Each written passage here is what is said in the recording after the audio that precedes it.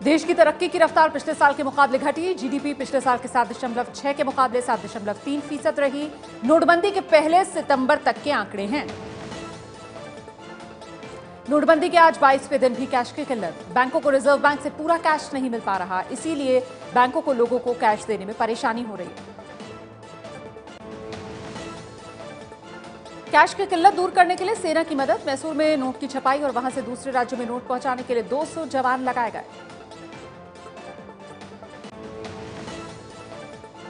देश की राजधानी दिल्ली में आज भी कई एटीएम कैश की किल्लत की वजह से बंद। दिल्ली के संसद मार्ग पर एक ही जगह कई बैंक के एटीएम हैं, लेकिन आज किसी में कैश नहीं। जनधन खातों को लेकर रिजर्व बैंक का बड़ा फैसला। जनधन खाते से एक महीने में 10,000 से ज्यादा रुपए नहीं निकाल पाएंगे। नोटबंदी के बाद जनधन खातों में अब तक 65,000 करोड़ रुपए जमा हुए हैं। नोटबंदी पर आज भी संसद में संग्राम। राहुल बोले, चोरों को फायदे के लिए सरकार ने दिया 50-50 का फॉर्मूला। सरकार बोली, बहस से भाग रहा है विपक्ष।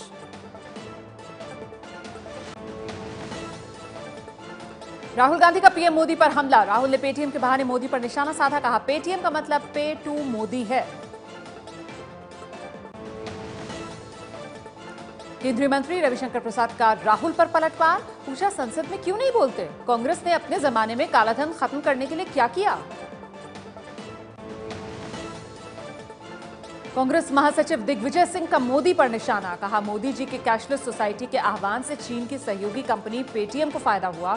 क्या रामदेव अब पतंजलि पेटीएम शुरू करेंगे? राज्यसभा में नेता विपक्ष गुलाम नबी आजाद, बीएसपी अध्यक्ष मायावती ने नोटबंदी में मारे गए 82 लोगों को श्रद्धांजलि देने की मांग की। एसपी सांसद रामगोपाल ने कहा कि सरकार मुआवजा भी दे।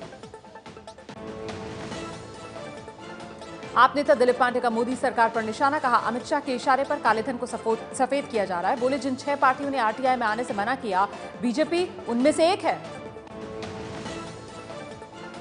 देश में कैशलेस ट्रांजैक्शन को बढ़ावा देने के लिए पीएम मोदी का मुमकिन है नाम से विज्ञापन आया। लोगों से ई वॉलेट, डेबिट कार्ड से भुगतान की अपील की। मुंबई में लोगों को सालों से खाना पहुंचा रहे डब्बा वाले भी नोटबंदी के बीच डिजिटल हुए। पीएम मोदी ने दी बधाई। लखनऊ विधानसभा के बाहर नोटबंदी से परेशान किसानों ने आलू फेंककर प्रदर्शन किया। कहा, दाम इतने गिर गए कि कोल्ड स्टोरेज में रखना भी महंगा पड़ रहा है। यूपी के कौशाम्बी में बैंक में कैश में खत्म होने से नाराज लाइन में खड़े लोगों ने बैंक मैनेजर और कर्मचारियों को बंधक बनाया। घंटों बाद बैंक मैनेजर और कर्मचारियों को पुलिस छुड़ा पाई। सरकार और आरबीआई के आदेश के बावजूद कई जगह शादी वाले परिवारों को नहीं मिल पा रहे पैसे। मऊ की रहने वाली मुन्नी के घर 10 दिसंबर को शादी है। मुन्नी की शिकायत है कि जब वो मेरठ के सिंडिकेट बैंक से 40,000 रुपए निकालने गई तो बैंक ने उसे सिर्फ 1,000 रुपए निकालने दिए। आगरा में ताजमहल के पास दुकानें चलाने वालों का धंधा चौपट। ताजमहल का दीदार करने भी सैलानी कम आ रहे हैं। राजस्थान के झुंझुनू में 25 एटीएम से 70 लाख रुपए के पुराने नोट निकालकर फरार कैश पहुंचाने वाली कंपनी के 2 कर्मचारी गिरफ्तार। कैश अभी तक बरामद नहीं हुआ। नोटबंदी की खबर मिलते ही दोनों आरोपी कैश लेकर फरार हो गए थे। छत्तीसगढ़ की राजधानी रायपुर के बंजारी माता मंदिर में स्वाइप मशीन से दान लिया जा रहा है। श्रद्धालुओं की मांग पर मंदिर प्रशासन ने स्वाइप मशीन लगाई है। कैश की किल्लत के बीच भोपाल की सपना शर्मा ने मिसाल कायम की। एसबीआई बैंक से 20,000 रुपए निकालने गई सपना को बैंक ने गलती से 24,000 रुपए दे दिए थे, लेकिन आज सपना ने बैंक में जाकर रुपए बाकी लौटा दिए। जम्मू के नगरोटा में कल आर्मी यूनिट पर आतंकी हमले के बाद हालात का जायजा लेने पहुंचे सेना अध्यक्ष दलबीर सिंह सोहाग। हमले में सेना के 2 अधिकारी और 5 जवान शहीद हुए थे।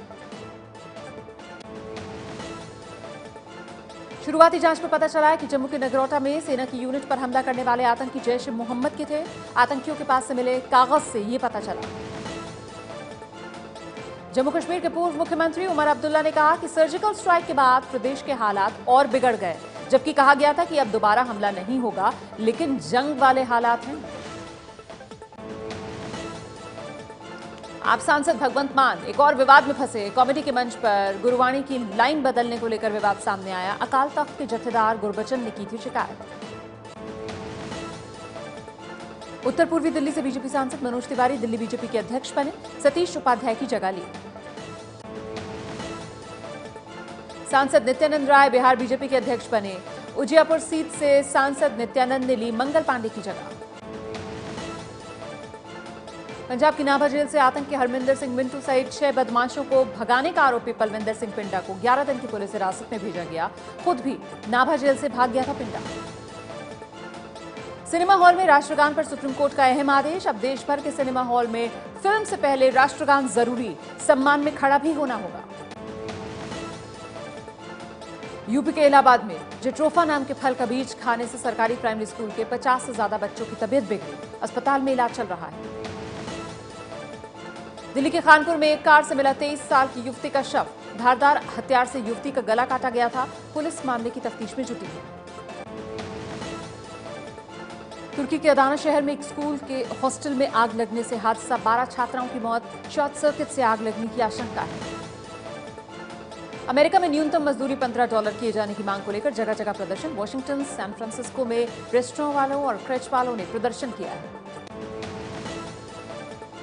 इराक के मौसुल में सेना ने आईएस आतंकी बगदादी की 2 हथियार वाली फैक्ट्रियों पर कब्जा किया। इन फैक्ट्रियों में मोर्टार और रॉकेट का निर्माण करते थे आतंकवादी। पंजाब के फतेहगढ़ साहिब गुरुद्वारे में अभिनेत्री हेजल कीच के साथ शादी के बंधन में बंधे क्रिकेटर युवराज सिंह। गुरुद्वारा दफेड़ा साहिब में हुए सादे समारोह में हेजल और युवराज ने फेरे लिए। समारोह में सितारे या क्रिकेटर्स शामिल नहीं हैं। 2 नवंबर को गोवा में क्रिश्चियन रीति रिवाज से युवराज हेजल से दोबारा शादी करेंगे। दिल्ली में होना है रिसेप्शन। महानायक अमिताभ बच्चन ने महाराष्ट्र के सीएम देवेंद्र फडणवीस की पत्नी और गायिका अमृता के साथ म्यूजिक वीडियो शूट किया। सोशल मीडिया पर शेयर की तस्वीरें। अजय देवगन की फिल्म शिवाय की 100 करोड़ क्लब में एंट्री। इससे पहले उनकी सन ऑफ सरदार, गोलमाल 3 सहित 5 फिल्में 100 करोड़ की कमाई कर चुकी हैं। आमिर खान की फिल्म दंगल का तीसरा गाना गिलहरियां रिलीज हुआ। 23 दिसंबर को रिलीज होगी दंगल। अनीस बज्मी की आने वाली फिल्म मुबारका में अभिनेत्री नेहा शर्मा भी नजर आएंगी। उनके अलावा इस फिल्म में अर्जुन कपूर, अथिया शेट्टी और इलियाना डिक्रूज हैं। रणबीर कपूर जल्द एक फिल्म में सुपर हीरो के किरदार में दिखेंगे। इस फिल्म का नाम है ड्रैगन। रणबीर ने इस फिल्म के लिए ट्रेनिंग शुरू कर दी है।